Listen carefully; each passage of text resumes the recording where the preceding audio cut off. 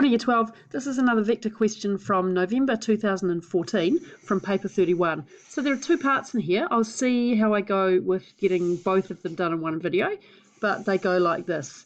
So we've got a line with this vector equation, and then we've got a point, and we're given the position vector.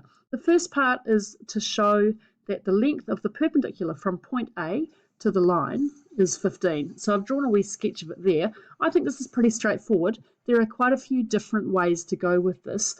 So I'd like you to pause the video and do the usual obvious things when we're dealing with a line. So rewrite this line into column vector form and write the position vector into column form. And then think about what we're going to try to do. Well, I'm going to call this point here x, and we don't know the value of lambda yet. That's going to make AX perpendicular to L. So that's what we're going to do first. Is we're going to figure out what is the value of lambda that will give me the direction vector of L. I'll just highlight it. So this line here has got a direction vector, right, which is up here. And this line here, AX, is also going to have direction. And when they're perpendicular, the scalar product's going to be 0. So we're going to use that fact to solve for lambda. Once we've done that, we're going to figure out, substitute that back in here, work out what vector AX looks like, and then find its length.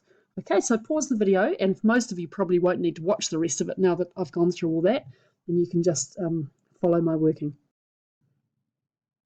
Okay, so here's the first wee bit of setup. Now we can see the direction vector in that line is -2, 1, -2, and so we're going to write this AX, vector AX dot -2, 1, -2 is equal to 0 because they're perpendicular. So now we have to figure out what's AX. Well, this is A, and this is X with the mystery lambda.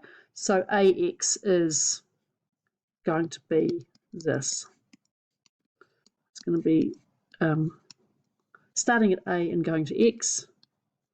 Won't matter if you do it the other way around. So -9 plus lambda, take away 8. 9 minus 2 lambda minus 5. So that gives me AX, which is this.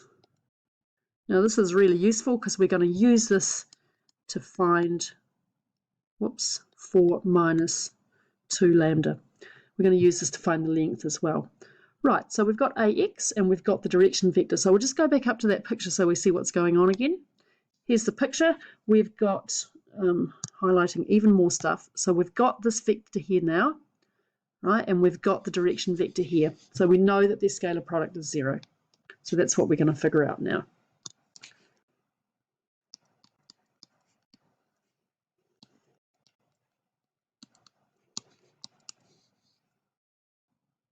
Okay, so there we go. We've got the dot producting done. And all I have to do now is to clean that up, and you'll notice that I get some really nice numbers coming out. So we've got 9 lambda minus 27 is equal to 0. So that tells me that lambda is 3. So now I can go and fix where point X is, and I don't even need to do that because all I have to do now is to say, show that the length of this thing here is 15. So what I need to work with to do this efficiently is just vector AX. Right, so vector AX is this one here. We're going to substitute in lambda of 3 and then get the length.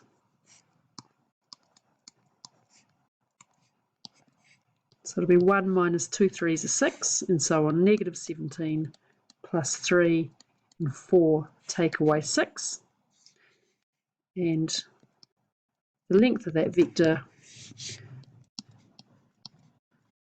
is equal to this,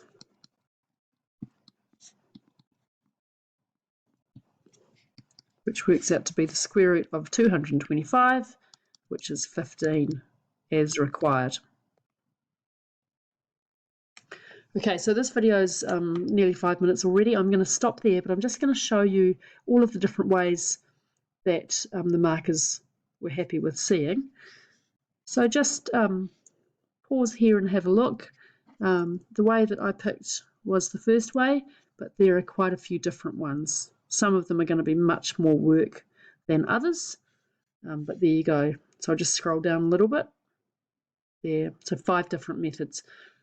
Right, I'm going to come back and go through the next part of the question when I can find it. Where's it gone?